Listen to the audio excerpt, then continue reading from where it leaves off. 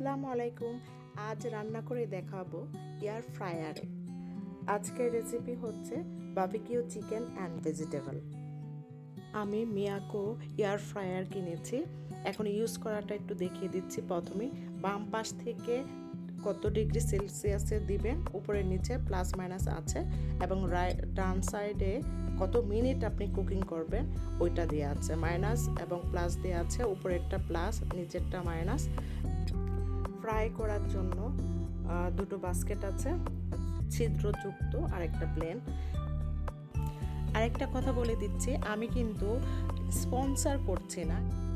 লক্ষ্য করুন উপরে দেয়া আছে টাইমিং আর টেম্পারেচার। আমি চিকেন ম্যারিনেট করে রেখেছি 2 ঘন্টা আগে। অল্প পরিমাণ তেল দিয়েছি, 1 টিস্পুন তেল দিয়েছি, বারবিকিউ মশলা দিয়েছি, আদা রসুনের পেস্ট দিয়েছি, তারপরে ম্যারিনেট করে রেখেছিলাম। এখন এটা আমি এয়ার ফ্রায়ারের বাস্কেটে দিয়ে দিচ্ছি, টাইমিং সেট করে দিচ্ছি। এটাকে আমি যেহেতু এটা চিকেন সেজন্য 200 ডিগ্রি সেলসিয়াসে দিয়েছি, 47 মিনিটস দিয়েছি। 29 মিনিটসে আমি এটাকে পাল্টে দিচ্ছি, উল্টে দিচ্ছি চিকেনগুলোকে। আমি নিচে বেকিং পেপার দিয়ে চিকেন দিয়েছি। এখন আমি বলছি এয়ার ফ্রায়ারে কেন আমরা কুকিং করব। এয়ার ফ্রায়ারে কুকিং করব অয়েল ফ্রি খাবার খাওয়ার জন্য। আপনি যে কোনো কিছু এটার মধ্যে রান্না করতে পারবেন, যেমন আমরা ভাজি করি, চিকেন করি, তারপরে হচ্ছে ফ্রেঞ্চ ফ্রাই করি।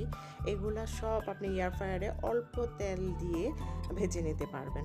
এটার একটা সুবিধা। এই তো আমার হয়ে গেছে চিকেন বারবিকিউ।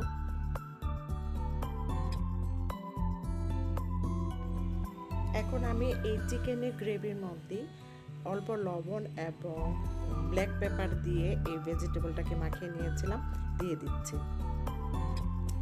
এটা দিয়েছি 9 মিনিটের জন্য। 160-তে দিয়েছি।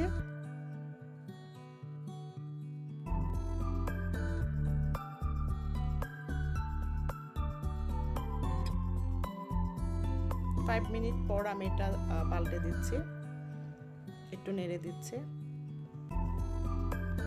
9 মিনিট পর আমার এই ভেজিটেবল হয়ে গেছে, নামিয়ে নিয়েছি। চিকেন কেমন ফ্রাই হয়েছে এটা আমি দেখাচ্ছি, একদম জুসি টেন্ডার। নেক্সটে আরও কয়েকটা রেসিপি দেখাবো এয়ার ফ্রায়ারে। Yummy yummy tasty tasty recipe দেখার জন্য আমার চ্যানেলটা অবশ্যই সাবস্ক্রাইব করে রাখবেন। আজ এই পর্যন্তই। আল্লাহ হাফেজ।